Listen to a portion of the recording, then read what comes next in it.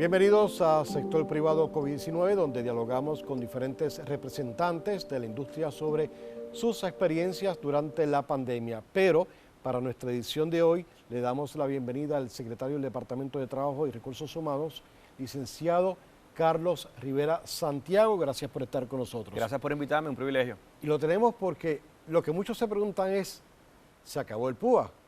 ¿Y ahora qué? Bueno, todo lo que esperamos es que una vez al culminar el PUA, pues comenzar entonces a moverse las personas al mercado laboral, es lo que debería estar ocurriendo. Está ocurriendo. Está ocurriendo, no la velocidad que quisiéramos o que el mercado necesita, pero está ocurriendo. Nosotros ya sabíamos que el 4 de septiembre iba a ser la fecha final, precisamente para que culminaran todas estas ayudas pandémicas. Y lo anticiparon con mucho tiempo. Correcto, así que precisamente por eso, pues nosotros comenzamos a hacer unas ferias de reclutamiento que comenzaron para el mes de junio, el 23 de junio fue la primera en el área oeste. Comenzamos a hacer unas ferias de reclutamiento, primero pues para darle publicidad y que la gente conociera las distintas ofertas que están dando los patronos y que hasta el día de hoy continúan. Ofertas de primero por encima del salario mínimo. Estamos viendo patronos que están pagando compensaciones por simplemente comenzar a trabajar, desde bonos de $600, incentivos de celulares. Yo pensé que eso se iba a caer el mismo 4 o 5 de septiembre, pero se mantiene. Se mantiene. Muchas personas pensaron eso mismo, pensaban que esto iba a culminar y no, al día de hoy eso subsiste. Así que el llamado a la ciudadanía es precisamente que aprovechen. Una de las críticas que mayormente se le da de manera bien fuerte a los patronos es que no hay una buena oferta de empleo, pues ahora este no es el caso.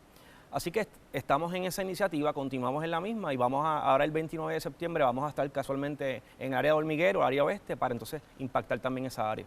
Es decir, que aun cuando se acaba la ayuda federal, ustedes se mantienen con estas ferias. Sí, nosotros nos vamos a mantener apoyando y dando estas ferias de reclutamiento. El sector privado también está haciendo por su cuenta esas ferias, nos están notificando, nosotros también lo publicamos en nuestras redes.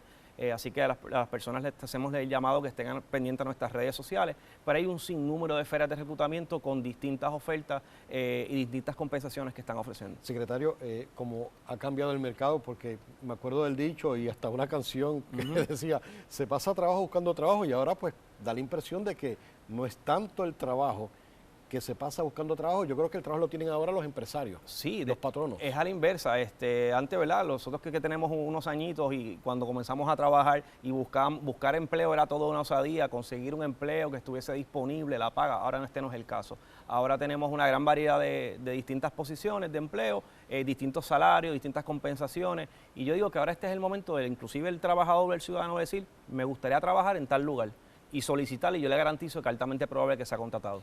Uno escuchando estas ofertas que uno lee y se entera que ha ocurrido, entonces uno entra en el tema del salario mínimo federal. ¿Es mejor legislar o hubiese sido mejor darle eso al sector empresarial que jueguen con la oferta de empleo y demanda? Bueno, ahora mismo el mismo sistema, el mercado se ha ajustado. Siempre cuando se regula o se establece un salario mínimo, es precisamente enfocándonos quizás en algunas áreas que a pesar no se ha podido enfocar el mercado y queremos garantizar un salario mínimo para unos trabajadores y de igual manera que las personas ingresen al mercado laboral. En el caso particular de Puerto Rico, por la situación de la pandemia y las ayudas que se estaban otorgando, ya gran parte de los patrones están pagando hace rato por encima de $7.25. Salimos, por ejemplo, a la calle y vamos a ver lugares de comida rápida, por mencionar, ¿verdad? No voy a mencionar el nombre, pero uno, por ejemplo, paga $8.50 la hora, está pagando plan médico, plan de retiro, incentivo de celular y compensación por empezar a trabajar. Eso es algo nunca antes visto. Yo no recuerdo un lugar de comida rápida que ofreciera, por ejemplo, ese tipo de compensación. Yo pienso que usted no esperaba encontrarse eso jamás como secretario del Trabajo. Jamás. Yo creo que si le preguntamos también a los secretarios de Trabajo en el pasado, dirían jamás hubiese pensado que eso ocurriera en Puerto Rico. En el año 2019, 989,000 personas estaban empleadas. ¿Nos puede contar qué ocurrió a partir de la llegada de la pandemia? Bueno, una vez llega la pandemia, que fue para marzo del 2020, se emite esa orden ejecutiva y ya la verdad, a partir del 15 de marzo es que ocurre toda la situación y llegan las ayudas pandémicas. En un momento dado hubo sobre 800,000 personas, casi llegando a las 900,000, que estaban recibiendo una compensación u otra, sea PUA o sea desempleo, que son las ayudas pandémicas. Eso pues contrasta seriamente con los números. Sabemos que había unos trabajadores que no dejaron de hacer su función o su trabajo. Y también levantó una bandera también de posibles fraudes una vez llegamos al departamento, que entonces comenzamos también a trabajarlo. Así que podemos decir que aproximadamente sobre más de medio millón, casi 800,000 personas, como mencioné, recibieron estas ayudas precisamente por toda la interrupción de labor. Pero en un momento dado la cantidad era alta porque se presentó en el país un cierre total. Sí, no podemos... Otros no se atrevían a trabajar porque usted sabe que hay un debate público sí. Bien fuerte sobre que hay que trabajar, que hay que regresar a la fuerza laboral, pero sí hay unas situaciones particulares de algunas personas por el cuidado de hijos, papá, mamá, sus padres. Ahora uno lo mira, ¿verdad? Y ya llevamos... Hay personas que aún tienen temor. Correcto, y llevamos más de 18 meses. Debemos recordar que cuando hubo ese primer cierre no había vacuna. Se desconocía casi cómo funcionaba el virus, cómo se transmitía, había mucha incertidumbre en el mercado, así que todos los gobiernos, no Puerto Rico nada más, a nivel mundial, determinaron cerrar, en su vasta mayoría, Puerto Rico no fue la excepción, se cerró y por eso es que hubo esa gran cantidad también. Luego entonces comenzamos a conocer un poco más cómo fluía la situación de la pandemia, se comenzó a flexibilizar según se veía que se podía y por eso es que vimos esas órdenes ejecutivas que paulatinamente iban abriendo el mercado, permitían trabajar de manera limitada y entonces se fue bajando esa cantidad de personas que estaban recibiendo las ayudas. ¿Cuánto se ha ido investigando de aquellas personas que se alega fraude contra ellos? Bueno, son miles de casos. ¿Todavía al día de hoy sí seguimos detectando esquemas de fraude, todavía al día de hoy. Lamentablemente así ocurre. Recientemente en el desempleo se ha disparado mucho el robo de identidad y lo que tiene que ver con todo, ¿verdad?, las ayudas del desempleo. Y yo creo que a nivel también de la banca y otros métodos tecnológicos, como estaban muchos lugares cerrados, pues los hackers hicieron, como dicen por ahí, su agosto, sí, en el sentido ¿verdad?, de tratar de meterse a los sistemas y robar información. Así que es algo con lo que estamos lidiando todavía el día de hoy. La ciudadanía nos entregó sobre 70 millones de dólares devueltos precisamente de posible fraude de manera voluntaria. Personas vinieron al departamento y sobre 70 millones fueron devueltos. Porque la campaña de orientación sobre que se trataba de dinero federal yo creo que sí, llegó. Fue fuerte y así lo indicamos. De igual manera hubo arrestos. El gobierno federal hizo una ronda de arrestos, a nivel de justicia local igual. Todavía hay investigaciones en curso del gobierno federal y estatal y sabemos que van a venir también arrestos. En un principio, usted sabe cuál fue el debate y el hecho con el Departamento del Trabajo en cuanto a la distribución de esa ayuda. Y obviamente pues muchas personas necesitaban el dinero, lo necesitaban. Pero entonces, ¿cómo se encontraba y cómo se ha ido desarrollando el gobierno desde el punto de vista de lo que es tecnología? Porque esta no será la primera y última emergencia que se enfrente, ya sea por algún desastre natural o de tipo salubrista. ¿Cuánto se aprendió en el camino? Porque usted llegó con las manos llenas cuando le enviaron a la agencia. Cuando yo llego a la agencia, lo primero que yo me encuentro es un sistema de desempleo, que es de 1988, un sistema COBOL. Aquí que tienen unos añitos, sabrán lo que es COBOL, que es un sistema sumamente arcaico, que no se utiliza, una tecnología anticuada. Y ese era el sistema que estaba utilizando para desempleo Puerto Rico. En las demás jurisdicciones tenían una situación bastante similar en cuanto a que no habían tampoco actualizado los distintos departamentos y confrontaron esa situación. En el caso de PUA, nosotros detectamos que había en otros estados, estaban usando una programación, nosotros hicimos los acercamientos y ahí es que viene entonces Fast PUA, que lo logramos establecer una plataforma para PUA que era mucha más efectiva y lo pudimos hacer allá para agosto del 2020, agosto 28 más o menos fue la fecha. Y en el caso de desempleo no podíamos conseguir una plataforma porque no existía en ninguna de las jurisdicciones algo similar. Lo que hicimos fue entonces hacer un análisis interno del departamento de qué se necesitaba para hacer un programa de desempleo, cuáles eran esos requisitos en ley y administrativos. Y luego hicimos un requerimiento de propuesta y ya se escogió a un contratista. Así que estamos próximamente para que se nos asigne un presupuesto y firmar con el contratista y que comience a elaborar una nueva plataforma de desempleo que va a tomar como un año y medio de lo complejo que es, porque no es tan sencillo. Hubiésemos querido poder hacer lo mismo que PUA, que hubiese una igualita que pudiésemos traerla a Puerto Rico y adaptarla, pero estamos trabajando en eso. ¿Qué estados utilizaron como modelo? Bueno, en el caso... jurisdicciones. No, realmente no utilizamos como modelo ninguna jurisdicción, ya que cada estado a nivel estatal regula parte del desempleo. El desempleo tiene unas regulaciones a nivel estatal que el estado determina cómo las va a hacer y de igual manera hay un requisito federal. Así que como es única, no podíamos utilizar una plataforma per se. Sí, cuando estuvimos examinando a los contratistas, pues sí estábamos evaluando que tuviese experiencia, por lo menos en otros estados, con plataformas de desempleo. Y esa fue la línea que utilizamos. pero en el caso de Puerto Rico va a ser una plataforma única adaptada a las necesidades de Puerto Rico, que es como debería ser. Es decir que, Dios quiera que no, pero si ocurriera a futuro o existiera alguna variante que nos pueda atrasar otra vez, serían menos los problemas que tendría el Departamento del Trabajo, aunque están encaminados a seguir desarrollando esta Definitivo. tecnología. Aunque no esté la tecnología disponible, experiencia vivida, eso es oro. O sea, ya al haber pasado por una experiencia, ya al haber pasado por unas situaciones, definitivamente uno aprende de esos errores, de las distintas situaciones. Así que estamos mucho mejor preparados si hubiese una segunda situación que atender, porque ya vivimos esta situación de la pandemia. ¿En qué estado están las discrepancias que aún deben de permanecer con personas que no han cobrado o que nunca le llegó el cheque? Pues mire, hay mucha situación todavía que es desconocimiento. Todavía hay personas que piensan que el desempleo, por ejemplo, le va a aplicar a las personas que renuncian. Una persona que renuncia no cualifica para desempleo. Para que tenga una idea, hay sobre 10.000 casos de puntos controvertibles que están vigentes. 10.000 personas que renunciaron, que como norma general no cualifican. Pero renunciaron porque querían tomar la ayuda, ¿podría ser ese el escenario? Sí. ¿O porque realmente tenían que atender una situación familiar? Habría que ver las circunstancias porque, por ejemplo, cuando ya bajo la pandemia, ya los cuidos y los centros de cuidos están disponibles, ya las escuelas abrieron y demás, pues no había razón para renunciar. Pero tenemos sobre 10.000 y muchas son recientes, finalizando la pandemia, así que eso contrasta. Así que eso es un asunto. La otra situación es personas que, por ejemplo, tienen alguna situación de salud o alguna condición y acuden al departamento y nos indican, ¿verdad? Solicitan el desempleo, ¿no? Y cuando se les pregunta si pueden trabajar, me dicen, no, yo no puedo trabajar porque tengo una condición de salud y no me permite trabajar. En ese caso, ¿cómo aplicó o cómo aplicaría? En ese caso, esa persona, al no estar apto y disponible, que es lo que requiere la regulación federal, no cualifica para el desempleo y no puede recibirlo. Ahora bien, si la persona estuvo pagando seguro social en su empleo, pudiese solicitar a través de la Oficina de Seguro Social la incapacidad precisamente por eso, pero no cualifica por el desempleo. ¿Cuánto era la ayuda mensual si se suma la ayuda federal con la ayuda estatal y otras ayudas que llegaron, como fueron los incentivos económicos? ¿Cuánto recibe una persona mensualmente? Me dicen que es sobre $2.000. Sí, es sobre $2.000. Por ejemplo, tan reciente como hasta el último 4 de septiembre, una persona podía recibir el máximo de PUA y el máximo de desempleo era $190 semanal. En adición a eso, le añadíamos $300 de una compensación adicional. Así que estamos hablando que puede recibir casi $400, $500, así que es mucho dinero de manera semanal. Semanal, correcto.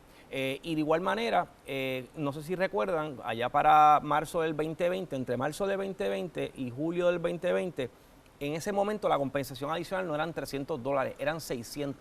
Así que la persona recibía esos 190, y déjeme corregir, 190 de esa fecha, es 240 ahora, discúlpeme. Y en ese momento, cuando era de marzo del 2020 a julio del 2020, recibía 190 y 600 adicionales.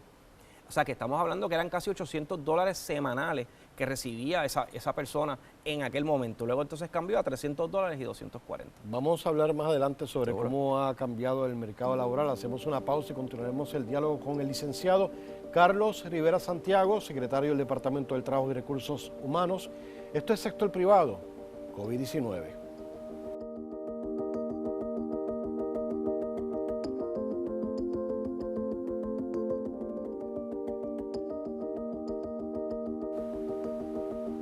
De regreso a Sector Privado COVID-19, dialogamos con el secretario del Departamento del Trabajo y Recursos Humanos, el licenciado Carlos Rivera Santiago. Y como comentamos en el pasado segmento, quisiéramos aprovechar para ver cómo usted observa el cambio en el mercado laboral. Si hay personas que trabajarán por siempre o por un tiempo no determinado desde sus hogares, si ahora la tecnología se ha adelantado a 10 años. Dicen que esto se adelantó muchísimo con la pandemia, el uso de la tecnología para lograr diferentes propósitos. Bueno, yo creo que esto cambió el juego completamente en el ámbito laboral, completamente. Aquí, primero, lo que es el trabajo remoto. Yo creo que llegó para quedarse en algunas industrias o en algunos patronos. ¿Industrias como cuáles? Precisamente todo lo que es área de servicio, servicio al cliente, todo lo que se puede hacer a través de uso de tecnología, computadoras. Ya vemos que al día de hoy hacemos reuniones en Zoom como algo cotidiano, cuando previo a la pandemia eso casi muchas personas no lo utilizaban aquí en Puerto Rico por lo menos. De hecho, esa plataforma se disparó. Correcto, que es Zoom, Teams, ¿verdad? Todas las plataformas precisamente de reuniones. Así que estamos viendo cómo ha cambiado la manera de hacer negocios, cómo ha cambiado la manera de trabajar. Ya esa jornada de trabajo necesariamente que tenés empleado donde iba físicamente de 8 a 5 o en un periodo determinado, a lo mejor lo hace desde la casa, utilizando a lo mejor un equipo que le da el patrono. El patrono probablemente ahorra gastos operacionales dentro de ese proceso, así que... Y el empleado también ahorra porque no tiene que salir de su hogar, seguro, puede comer en su hogar. Correcto. Y todo eso. Correcto, así que de ambas partes, así que esto ha cambiado la dinámica. El reto quizás va a ser precisamente la tecnología. Esto va a requerir entonces un trabajador más diestro en el área de la tecnología, un empresario más diestro en el área de tecnología, la inversión obviamente en la parte tecnológica y en el conocimiento, que es vital para poder manejarla y trabajar con ella. Hace poco participé de un conversatorio en el sector de manufactura y uno de los invitados dijo precisamente eso, que va a cambiar tanto la tecnología y vienen tantos retos y tantos cambios que inclusive a nivel mundial el 50% de los empleados tienen que ser readiestrados. Quizás en Puerto Rico, como nos enfocamos mucho en lo local, no miramos hacia afuera. ¿Usted ya ha hecho esas proyecciones? ¿Se ha discutido eso con su staff? Definitivo. ¿Qué le dicen los economistas, sus asesores? Definitivo. Tenemos que movernos hacia la tecnología. En el caso del gobierno, y lo menciono, en el caso, por ejemplo, de mi agencia, todavía estamos bastante rezagados. Obviamente la tecnología, el mejor ejemplo fue cuando surgió la pandemia, que no teníamos el equipo tecnológico al día. Así que falta mucho todavía, nos falta a todos adelantar o mejorar en la parte tecnológica. Tenemos que educarnos, tenemos que invertir en la tecnología y ese es el servicio del siglo XXI. Realmente es la inmediatez de la tecnología, de que permite de manera inmediata atender a alguien, resolver un asunto. Así que es importante que vayamos en esa dirección. Puerto Rico está recibiendo mucha ayuda del gobierno federal por lo de María, por eventos de los terremotos, por lo de la pandemia. Ese dinero, ¿hay dinero para invertir en esa área de tecnología? ¿El dinero está comprometido o no lo está? Bueno, sí hay dinero para eso. En el caso gubernamental... ¿O hay que trabajar con el Fondo General? En el caso del gobierno, particularmente, cuando se asignó ese dinero para COVID, iba dirigido a eso, a que cada agencia de gobierno identificara esas necesidades para atender el COVID, comprar laptop, comprar hotspot, porque ya no podemos depender necesariamente de que el empleado vaya a un local. Puede tener que a lo mejor trabajar remoto desde algún lugar. Así que sí, esa inversión en tecnología se podía utilizar a través de los fondos de COVID que se asignaron, a través del CARES Act y las distintas legislaciones federales. Y constantemente el gobierno federal siempre está promoviendo el uso de tecnología y es algo ¿verdad? Que todos los estados siempre se miran hacia eso. El trabajo remoto actualmente, desde su perspectiva, ¿se practica más en el sector privado o está igual en el sector público? Siempre, lamentablemente es mucho más en el sector privado. El sector privado va 5 pasos más adelante que el gobierno, por decir algo, porque ya ¿verdad? Tiene la tecnología. En eso el gobierno está bastante retrasado, ¿verdad? Tiene que invertir, adiestrar, como mencioné, para manejar, pero la empresa privada está mucho más preparada para esto. Pero se está ejecutando en el caso del gobierno ahora mismo. Sí, se está ejecutando. Hay una ley también de trabajo remoto con unas particularidades y, por ejemplo, en el caso del gobierno federal en Puerto Rico hace años hay personal que trabaja remoto. Pero todavía nosotros no habíamos empezado, fue algo reciente y no hay una cultura de trabajo. Todavía hay muchas cosas manuales o muchas tareas manuales que se hacen en el gobierno y como mencioné, pues algunas empresas privadas sí ya eran más familiarizadas con la tecnología y la estaban utilizando. ¿Qué planes ustedes tienen en caso de que alguna variante del COVID sea tan fuerte que, ojalá que no, se repita la historia de un cierre total, aún con las personas vacunadas y los que no están vacunados? Le hago la pregunta porque en los Estados Unidos se está dando una leve tendencia de pedir el seguro de desempleo, está aumentando y algunos economistas piensan que es por la variante Delta. Entonces, ese escenario no se está viendo en Puerto Rico. Bueno, nosotros nos preparamos y sí tenemos ya, por ejemplo, laptops, tenemos hotspot que podemos trabajar de manera remota. Inclusive en medio de la pandemia, cuando todavía estamos en la pandemia, pero en la parte más pico de la pandemia, nos llegaron las laptops y las teníamos disponibles y teníamos todo ese equipo pensando que iba a haber un posible cierre adicional en algún momento dado. Así que ese plan siempre estuvo. Así que sí estamos considerando eso y estamos mucho más preparados, como mencioné, o estamos listos con por lo menos con las laptops para trabajar de manera remota y continuar trabajando todos estos casos. Pero en el caso de las personas que comenzaron a trabajar hace poco, por ejemplo, junio, julio, la tendencia es que se ha mantenido. Sí, la tendencia ha sido que se han mantenido los que han comenzado a trabajar. De igual manera también el gobernador ha anunciado que va a ser también, hay un incentivo que es el Return to Work, además del Premium Pay, que el Premium Pay es para las personas que estuvieron trabajando en todo momento de la pandemia. También hay un incentivo que se quiere otorgar para ciertas industrias, de aquellas personas que comiencen a trabajar puedan recibir también una compensación. ¿Qué tan efectivos han sido esos incentivos?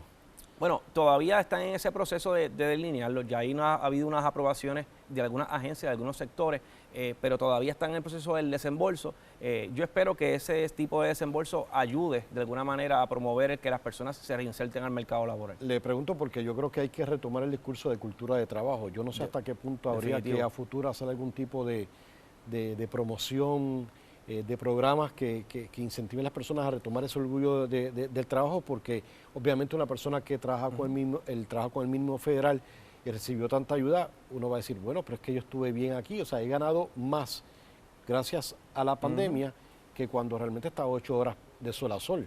Definitivo, yo comparo las ayudas como quizás uno juega, va al casino y en un momento una noche gana una cantidad de dinero o va a algún lugar y gana una cantidad de dinero. Eso fue por ese momento, ese dinero no te va a durar eternamente y la vida continúa. Así que tenemos que por eso regresar al mercado laboral. Y lo segundo, coincido con usted en que tenemos que esa cultura o ese amor al trabajo, tenemos que rescatarlos porque Puerto Rico, como único se echa hacia adelante cualquier país del mundo o cualquier gobierno, es trabajando y echando hacia adelante el país. Y honestamente, esta pandemia nos cambió a muchos.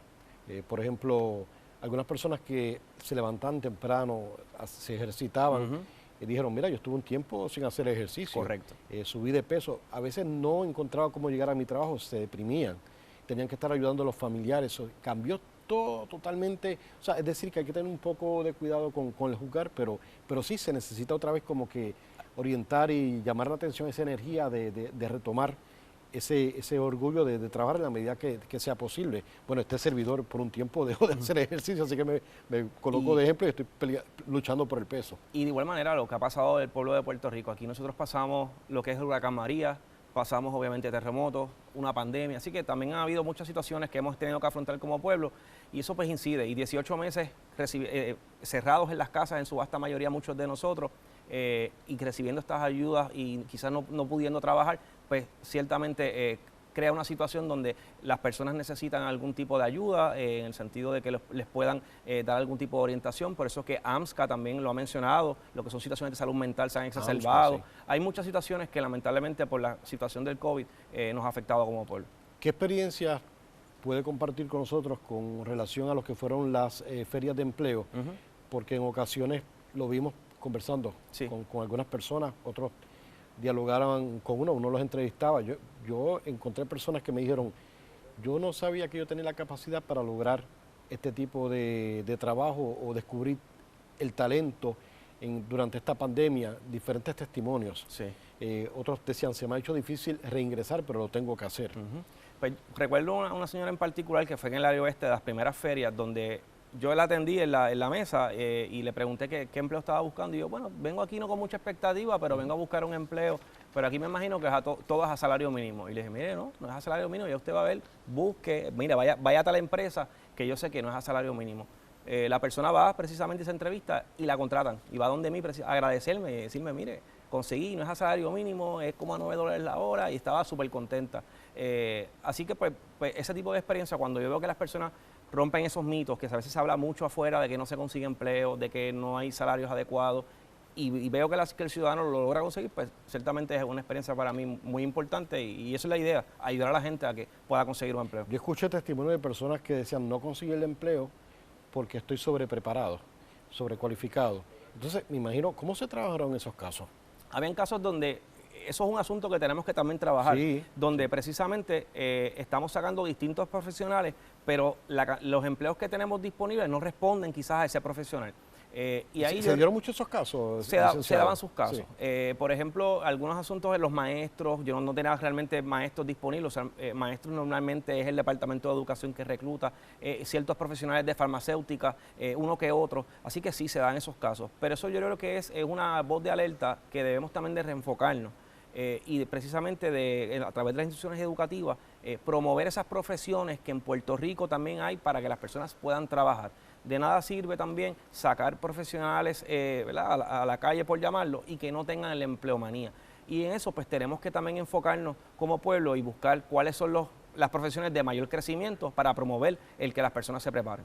¿Cuál es la tendencia desde el punto de vista de nuevas profesiones y hacia dónde vamos? Es decir, ¿en dónde va a hacer falta mano de obra y en dónde ya no hará necesario crear mano de obra? Es de conocimiento público que la industria de la construcción por los próximos 10 años, todo el que trabaje en la construcción va a tener trabajo.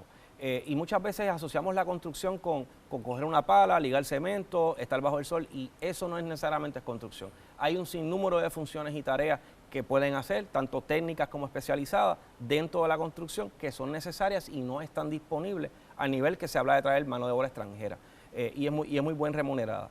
Así que eso es un área que es un nicho de oportunidad para esas personas que están allá afuera buscando que estudiar o en qué prepararse. Gypsum board, eso es algo que casi ni se consigue y paga muy bien.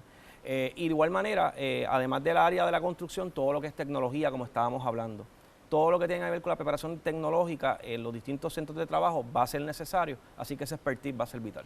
Muchas gracias, licenciado Carlos Rivera Santiago, por esta conversación. Siempre a la orden. Hasta aquí esta edición de Sector Privado COVID-19. Gracias por su sintonía y hasta la próxima. Hay trabajo. Eso es así.